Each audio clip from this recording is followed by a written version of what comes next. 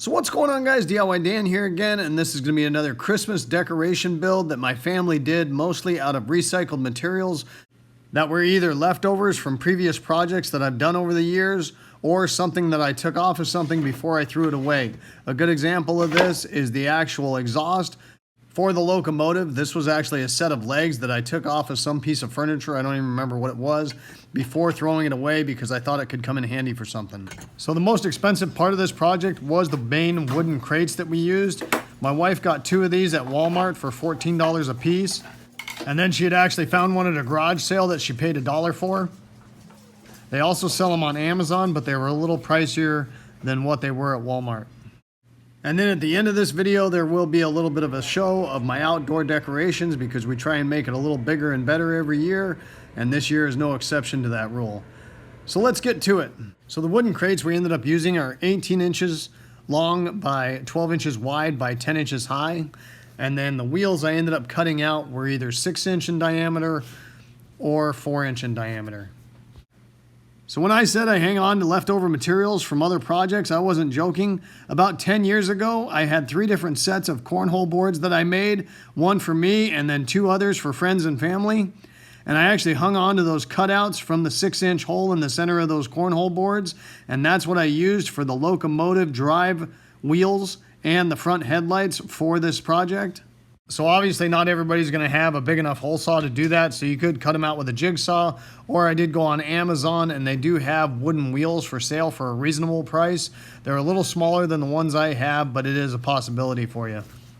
So one of my daughters ended up painting these wheels. She went over them with the white, and then we put some painter's tape and an X pattern on top of the wheel, and then she did the red and green, and she did add some glitter to the paint while it was wet to add a little extra touch.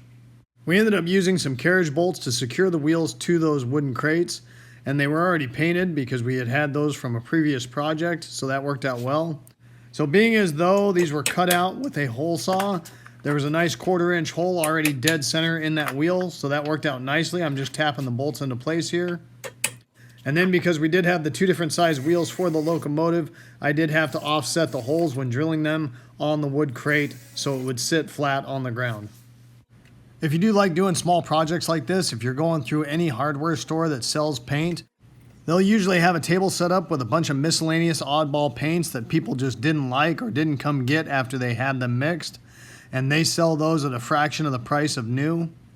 I used a scrap piece of baseboard for the front grille for the locomotive, and then Brad nailed a couple pieces of 2x4 that I cut at a 45 to that piece of baseboard, and then Brad nailed the wooden box to those 2 pieces of 2x4. The cabin for the locomotive, I just had some miscellaneous pieces of plywood, and then the bottom of the cabin was actually a backing material off of one of those cheap pieces of furniture you buy at Walmart that I took off before throwing that thing away. So by far the coolest part of this project is the exhaust stack that I found for the locomotive, and that was some old legs off of a piece of furniture that I took off before throwing it away. So I didn't want to secure the exhaust stack directly to the crate for storage reasons.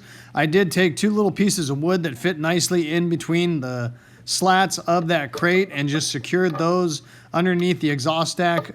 So that way I could take it off and put it inside that crate for easier storage. And that's the same reason I didn't secure the cabin of the locomotive to it as well. The cabin for the caboose was another wooden crate that we already had, just a little smaller, and then I just secured a thin piece of wood to the bottom of that.